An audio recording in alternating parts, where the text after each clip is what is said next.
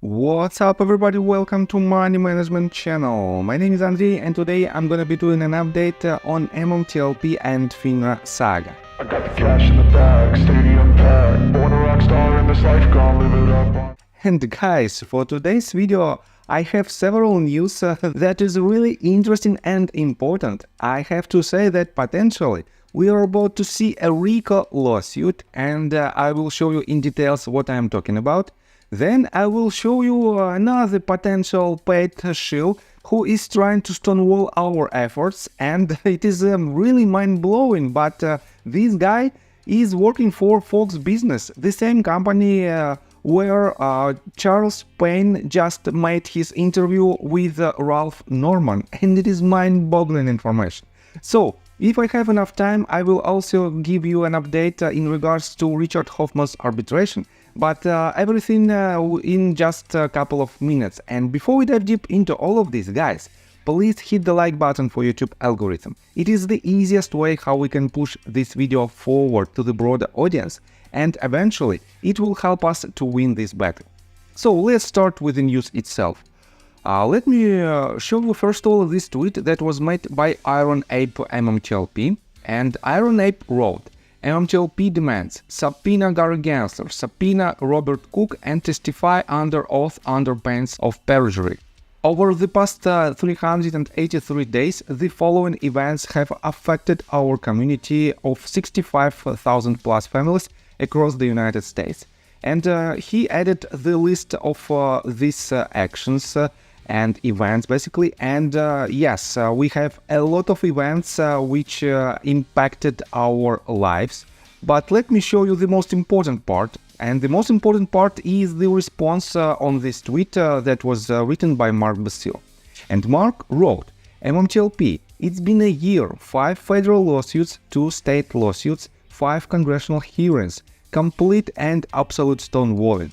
I think it's time for the DOJ Criminal Division to start looking into federal criminal RICO charges against numerous agencies and brokers.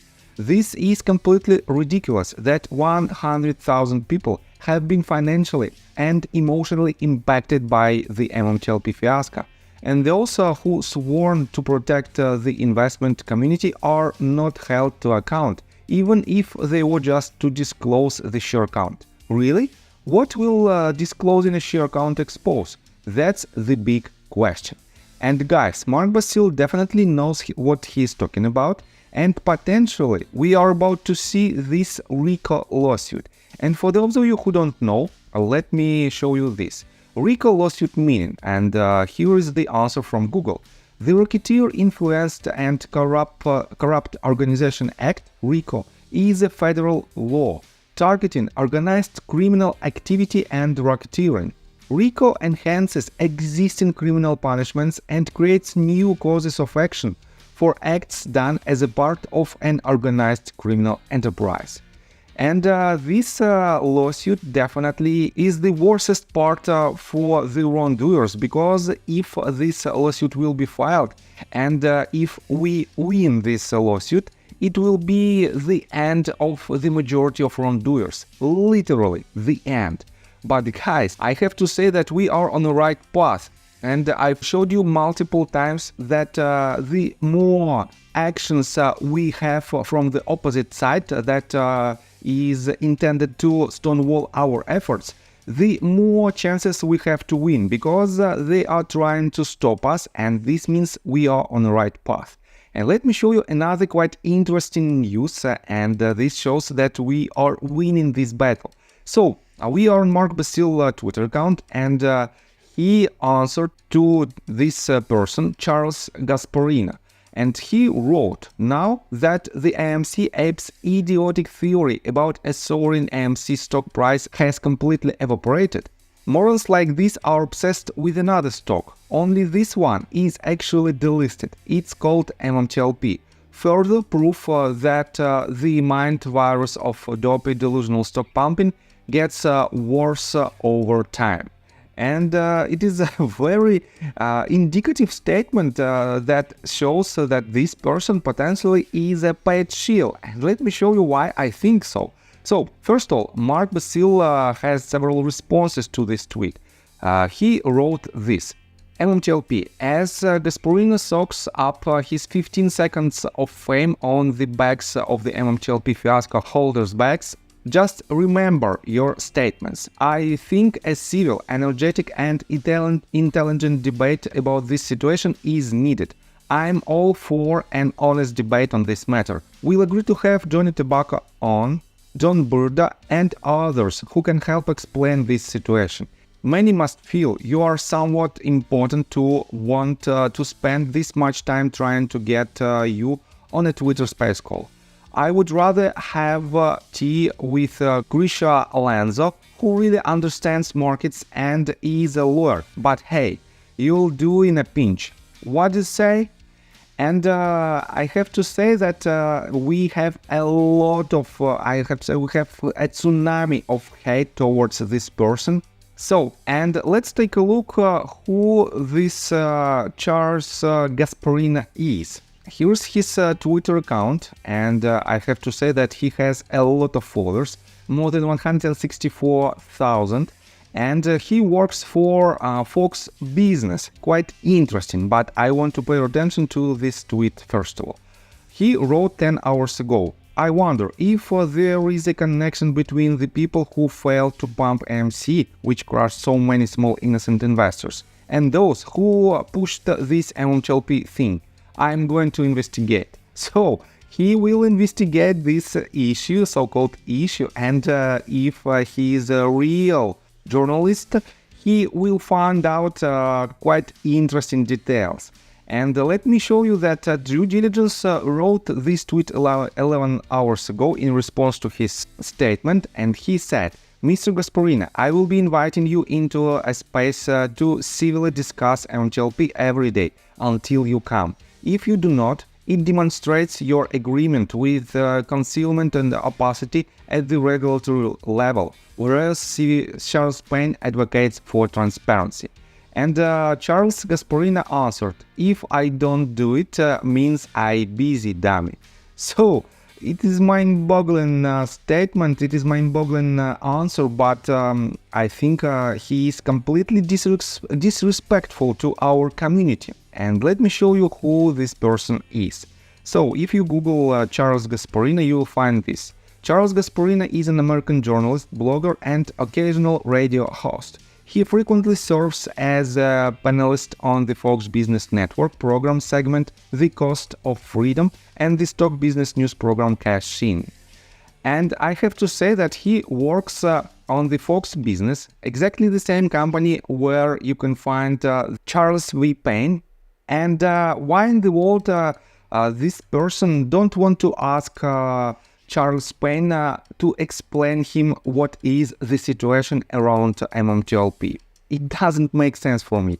And I have to say that I took a sneak peek on his recent articles, and I have to say that they are quite mediocre. This means this person is potentially a paid shill. It is just my opinion, but I think so.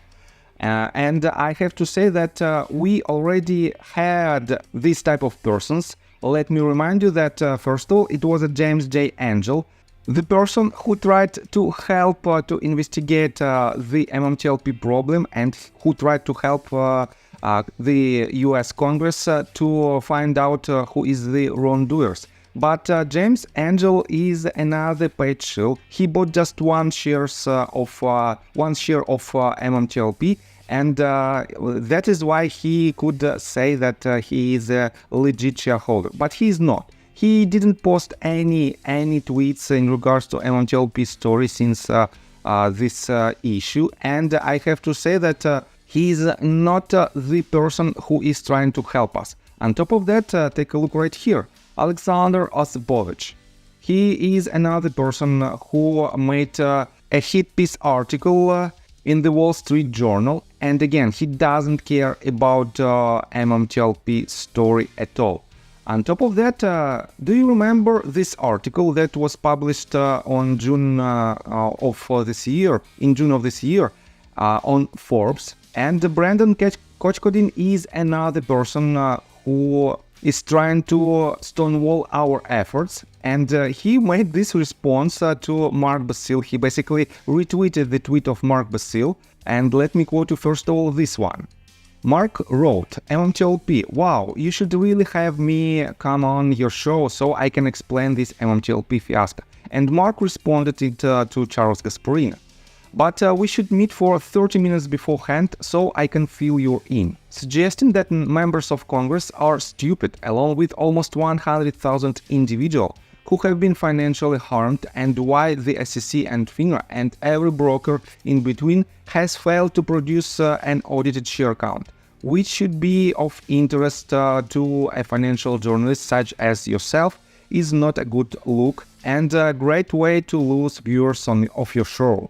If you don't take time to understand this complicated situation, then you just may be missing the biggest financial crime story in history. But Charles Payne gets it. Don't understand why you don't, and why you would antagonize almost 100,000 individuals. Next stop, Maria Bartiromo. And yes, I have to say that a lot of people want to explain to Charles Gasparini his mistake, and one of them is John Burda. He also responded to the same tweet right after Mark Basil did it, and he wrote, I would like him to come on and for 15 minutes give us his rendition of the entire story. From there, like any good debate, we let the facts speak for themselves. I would join in on this one to give the entire story from our perspective, with Mark and Johnny there to give their thoughts as well.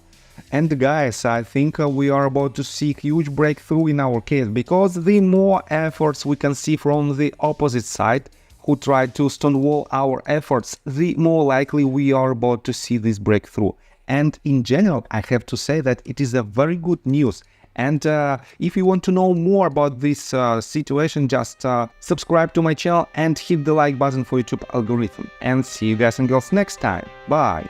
I got the cash in the bag, stadium packed. Born a rock star in this life, gone live it up on the attack. Baby, I'm back.